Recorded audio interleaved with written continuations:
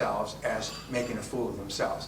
They see themselves as trying to speak and people not understanding them, so they shrink back. Whereas Europeans, because they're so used to traveling, will pick up a language and they'll try it, and if it doesn't work, they'll try it again. They'll keep saying words in the different languages, somebody suddenly understands them. So I decided that I would learn the languages and I would not feel, this is time is up, okay. I would not, you're right, I would not get upset if people didn't understand. I found later in life, the reason why people don't learn and grow is because they're afraid of feeling clumsy and awkward during the learning period. They move out of their comfort zone, which is usually a lower performance than they like. But to get to a higher level of performance, they have to go through a discomfort zone. And most people, 80–90% of the population, shrinks from the discomfort zone. So here's the question. Can anybody here ride a bicycle? Say yeah. Yeah. All right. What happened when you rode your first bicycle? You fell down. Now, did you just lie there and cry and get up and go back out of the house and never try again? Or what did you do? You got back up on the bicycle and somebody ran alongside of you and so on. And you kept doing that until finally you could ride the bicycle by yourself. It's the same thing with learning any new skill.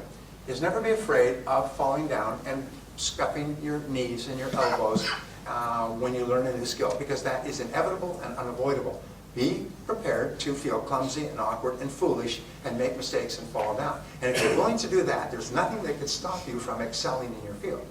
Step number 7 is getting resales and referrals from your prospect or from your customer, and that's from taking such good care of them that they buy from you again and they bring their friends. They buy from you again and bring their friends. Remember, the job of the salesperson is to create and keep a customer. The measure of success is customer satisfaction. And what is the measure of customer satisfaction? Repeat business. In other words, they come and they buy again and they bring their friends. The only way you can get into the top 10% in terms of income is by becoming such a good person in the sales conversation that people like you and see you as a friend, as a helper, as a guide, and they want their friends to enjoy the same experience. And when you start to create what we call a golden chain of referrals, you'll be astonished at how much more successful you become. Well, I hope this has been helpful to you. I hope that these 7 steps have been helpful to you and they will help you in the future.